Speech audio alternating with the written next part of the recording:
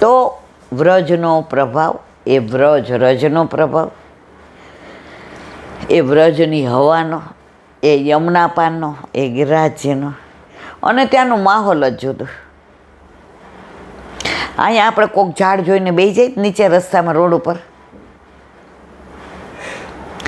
ત્યાં તો ભેગા થોડા સેવ મમરા લીધા હોય ને મારે જેવાનું ઓલું 2 કલાક એસિડિટી એટલે કાંઈક જોઈએ.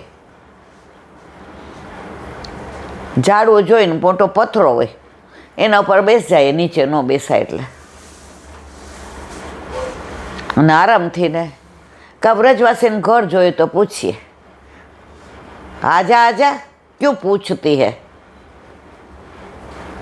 આપણે કરહલામાં ખાધું જ તું ને, પ્રસાદ લીધો જ સવારમાં 7:30 વાગ્યામાં.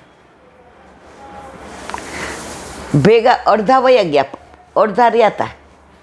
એ પાછા પૂછતા હતા, ઈલાબેન અહીંયા વ્રજવાસીમાં ક્યાંય ટોક મળે ને તો અમને કહેજો. 7:30 વાગ્યા મજાના મંગળાના દર્શન કર્યા, અને બહાર ઓલા મોર કેવા કળા કરતા હતા ને ઓલું કેવું કુંડ ભરેલો હતો, અને વલ્લભના બેઠકમાંથી જે સુગંધ આવતી હતી, અને જેવા બહાર નીકળ્યા તો આમ રોટલા કરતા હતા 7:30 વાગ્યામાં. હવે ઘરેથી ને વહેલા નીકળ્યા હતા એટલે ખાલી ચા પીને નીકળ્યા હતા. મેં કીધું આપણો મેળ પડી ગયો. બધાય કે ના હોય એવું ન પૂછાય. અરે ન હું પૂછાય. મેં કીધું કલો હો ગયા લાલા કા ક્યાં, દેખો ધરા રહી હે बिटिया, ધરાવી લાવી. મેં તો હમ સબકો ટોક દે દો, બેઠ જાઓ. એણે ખાટલા કેટલા 7-8 પાથરી દીધા ને આજુબાજુવાળાએ દીધા. પાછું એવું નહીં કોઈને ઈર્ષા કે મારા ઘરે નહીં આમ તેમ. અને જે એ અથાણું ને સંધાના પરોઠું ને ચાનું તો નામ જ નહીં. અને પછી તો ગાયું નાયચા. મારે કેવા આશય છે, આ બધું વ્રજમાં આનંદ આવે. અહીંયા ભુયંગદેવ પાસે ઓલું ઝાડ છે ત્યાં બેહો જાઓ અને ખાઓ એટલે બધા તમારી એ હા ઓલા ઈલાબેન જો રસ્તામાં બેઠા બેઠા ખાય છે. અહીંયા લૌકિક લીલા છે, ત્યાં અલૌકિક. ત્યાં ઠાકોરજીનું ઘર છે. અહીંયા ઠાકોરજીનું હોવા છતાંય આપણે એમ કહીએ છીએ કે મારું ઘર. પણ ઠાકોરજી રાજી થાય. આપણો નોકર હોય ને એ એડ્રેસ આપણું જ આપે. અહીંયા 12 રૂમમાં રહેતો હોય તો એનાથી એનું ઘર નથી થઈ જતું. એમાં આપણે આપણું એડ્રેસ આપીએ ને એમાં આ લખીએ, પણ ઘર તો ઠાકોરજીનું જ છે. એટલે જ આ રળિયામણું છે. સગુણ નાની હતી ત્યારે ગાતી હતી, હું 2 દીથા યાદ કરું પણ મને યાદ નથી આવતું. મારા પ્રભુ તો નાના છે, દુનિયા ભરના રાજા છે. એટલું સરસ એ ગાતી ને ડાન્સ કરતી. જીજીની પાસે ગયા એટલે જીજી કે અહીંયા અહીંયા તને આવડે છે? એ કે મારા પ્રભુ મને આવડે આવડે આવડે. ઊભી થા. અને ગુડિયા આમ ઝાંઝરના જમકાર કરતી કરતી માયા પ્રભુ તો ના અને જીજી એની હારોહાર કરે. એ દ્રશ્ય હજી નજર આગળથી નથી જતું. જીજી નાના હારે નાના, મોટા હારે મોટા. ભક્તિ ટાઈમે ભક્તિ. અમે લોકો 20 વર્ષ પહેલાં પાદરા ગયા હતા. ત્યાં વિશ્રામના બેઠક જે છે અને બહુ રળિયામણા છે. સાવરકુંડલાય વિશ્રામના બેઠક જે છે એ એટલા રળિયામણા. નાવલી નદીને કિનારે આ બાજુ સાવર ને આ બાજુ કુંડલા. રૂપાવટી છે એ વિશ્રામના બેઠક જે છે એ એટલા સરસ રળિયામણા છે. એટલે સાંજે અમે નક્કી જ કર્યું હતું કે ત્યાં દર્શન કરવાના માંજલપુર, અને જીજીના ચરણ સ્પર્શ કરી સેનના દર્શન કરીને 7 વાગે નીકળી જશું. એટલે 9 વાગે અહીંયા આવી જાય. અને ઘરેથી ને બધાએ પોતપોતાનો નાસ્તો લીધો હતો કે 4 રસ્તામાં ગમે ત્યાં બનાવડાવી લેશો. એટલે અહીંયા આવ્યા. જીજીએ સેનની આરતી કરી. મારો તો અવાજ જ મોટો. વલ્લભાધીશ ત્યાંથી બૂમ પાડી, એ અહીંયા. મેં કીધું અહીંયા જ આવ્યા છીએ મારા વાલા, એટલે કે ઉપર આવો બધા. એટલે અમે લગભગ બસ ભરીને હતા, મને લાગે, યાદ નથી 18 જણા હતા કે બસ ભરીને. મેં તો જજી અમે આટલા બધા છે. એ કે ગોપીઓના મંડળમાં ગોપી ગણાય, હું ગણ કરતા આવી જાઉં બધા. જીજીને મળ્યા, જીજીએ વાલ કર્યું, આમ માથે હાથ ફેરવ્યો, જાણે મારે તો જીવન સફળ થઈ ગયું.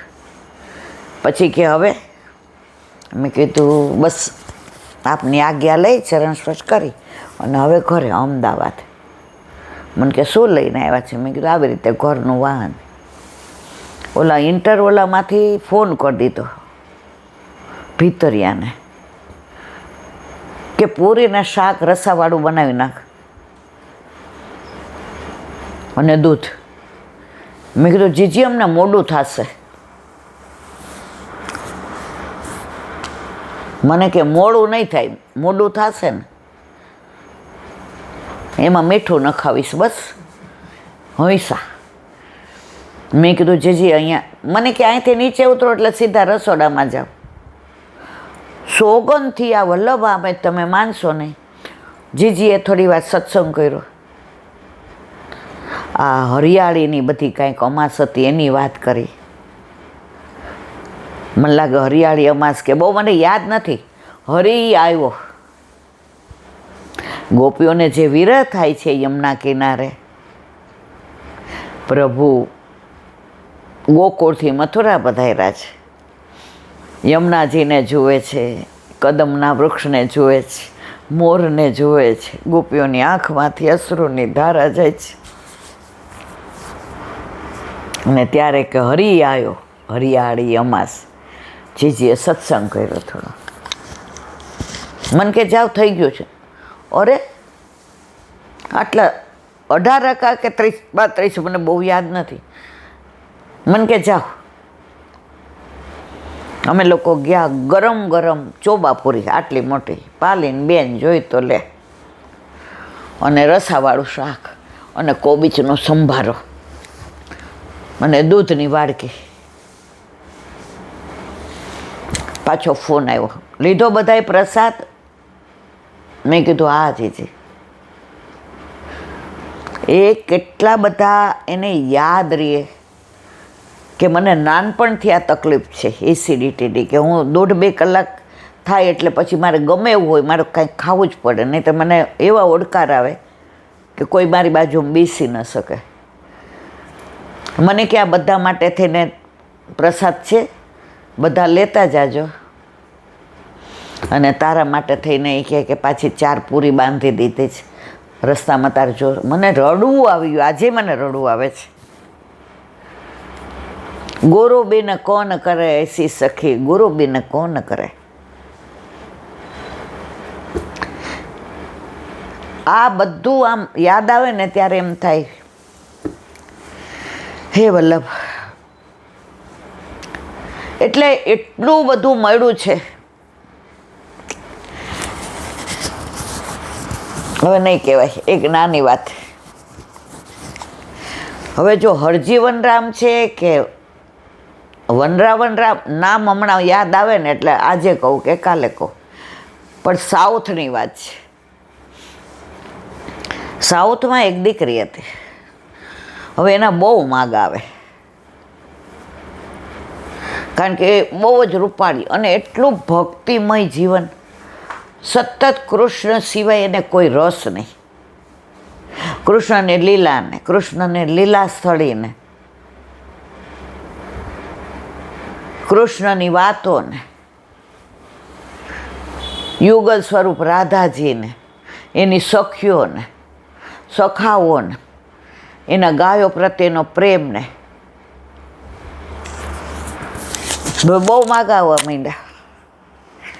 એટલે મા બાપે કીધું કે હવે તારું નક્કી કરી દઈએ. એ કે મારી એક શરત છે.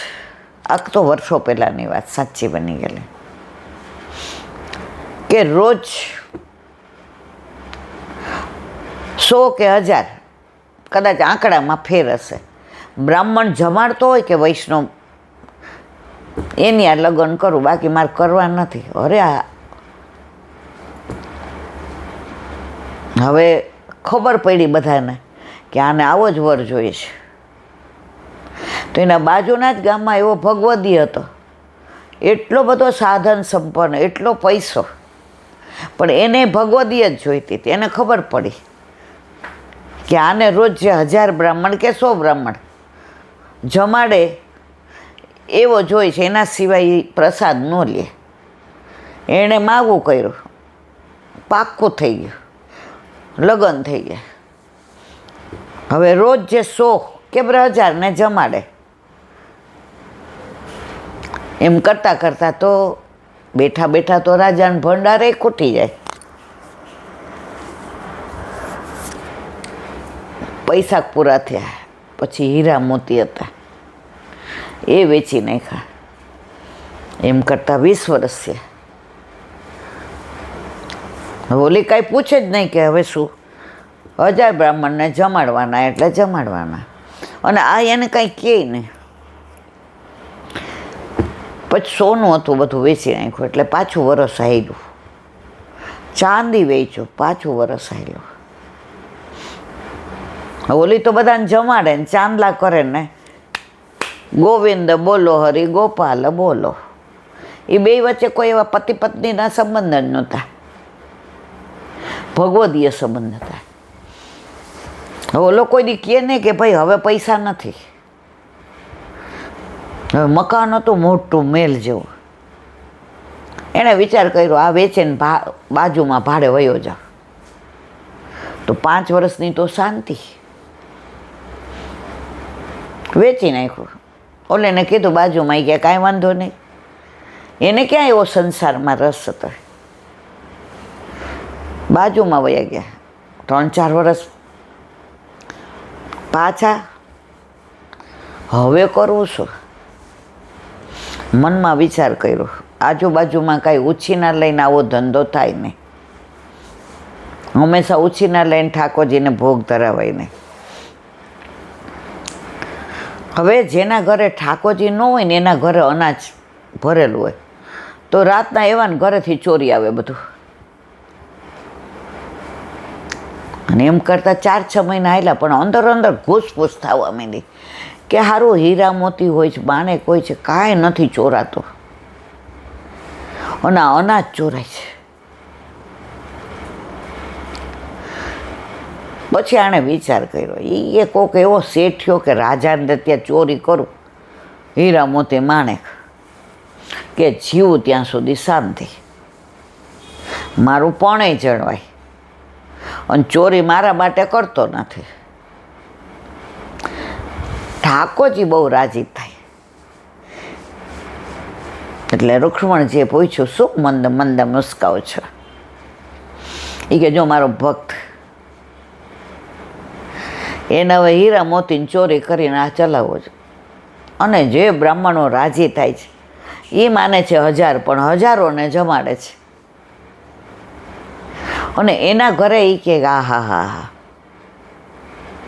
એને એના પત્ની જે ભાવથી ને બધાને પીરસે છે, જમાડે છે, આગ્રહ કરે છે. ઘર વેચી નાખ્યું ત્યાં સુધી કે અનાજની ચોરી કરે છે આવો મોટો માણસ. એ કે મારું મને એમ કહે છે કે હું બધા દાગીના પહેરી અને એક મોટો શેઠ બનીને જાઉં, કારણ કે હવે તો એ આવતા જતા બધાને લૂંટે જ કે આની પાસે વધારાના પૈસા જો આટલો મોટો સજી જજીને. રૂક્ષ્મણીજી કે આપણે આવીએ હીરા મોતી માણેક પહેરીને, જીવે ત્યાં સુધી એને કોઈ બીજી ચોરી જ ન કરવી પડે. નીકળ્યા ત્યાંથી. આ હરજીવન નામ ભાડું ભૂલી ગઈ છું એટલે મજા નથી આવતી. એને બોલાવ્યો.